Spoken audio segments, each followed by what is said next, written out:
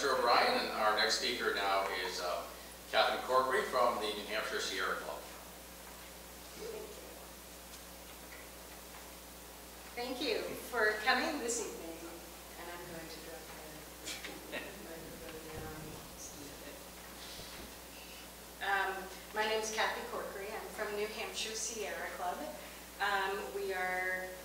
We've been in the state since 1990 as the New Hampshire chapter. We were originally part of the New England chapter, and then we all split up. But our seacoast is actually both Maine and New Hampshire, the chapters together. Because everybody loves Portsmouth in the area, we decided that we'd keep the seacoast group, is what it's called, together in one chapter. And New Hampshire won the toss. So you may get an email if you're in Maine from the New Hampshire chapter via the seacoast group.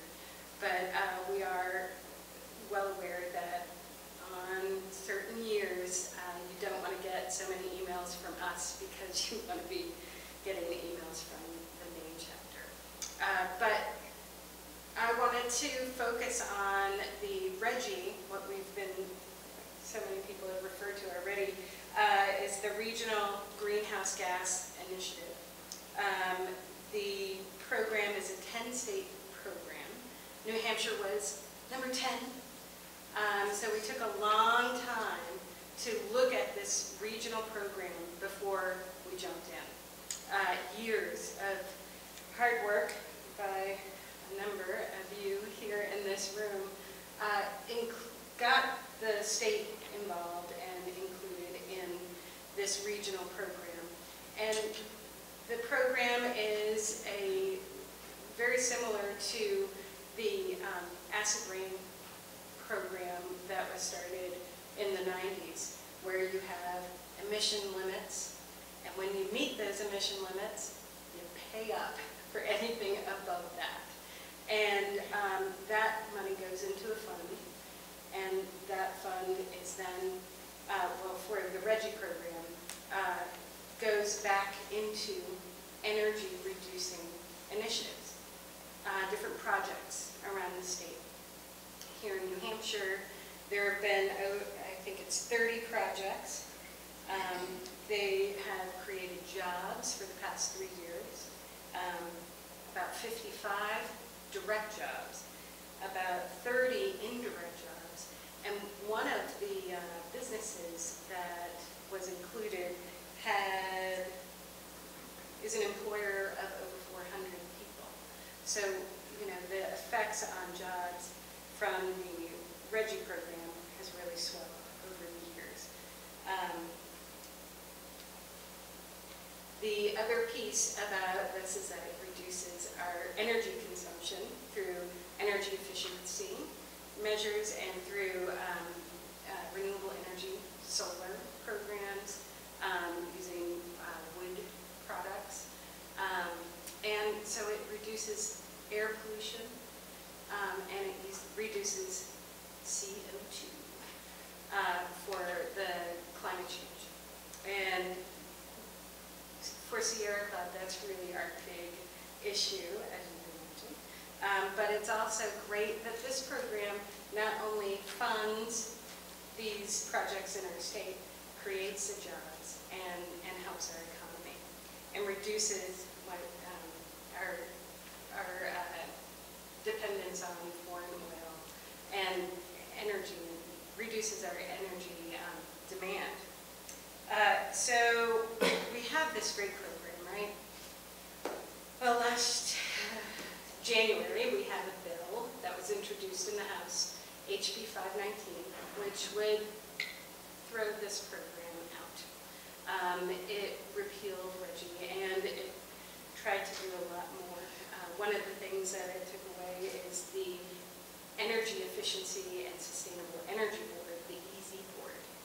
And this is a board of public and private interests that really came together, and their goal is to keep the RGGI principles intact.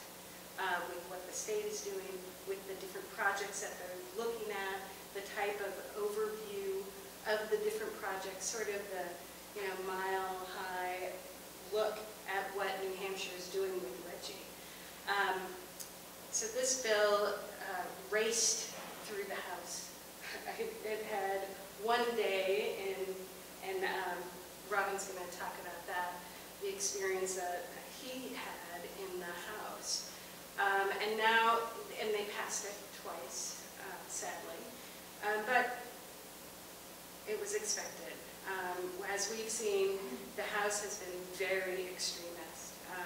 They have gone so far to the right that we expected it, and we were holding out hope that our state Senate would be much better.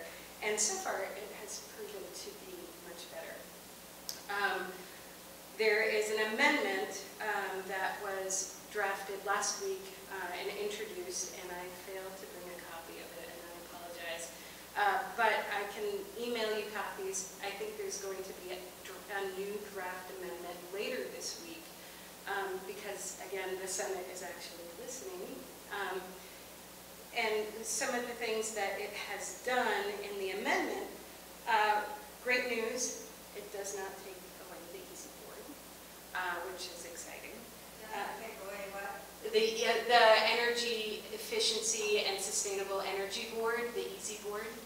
So that comes back into the bill. There is some other problems with it, though. One of the things is that it has this contingency clause in it. So if another state that equals about 10% of the RGGI community gets out, then New Hampshire would get out. So it's kind of like saying, if New Jersey leaves, then we're out of here.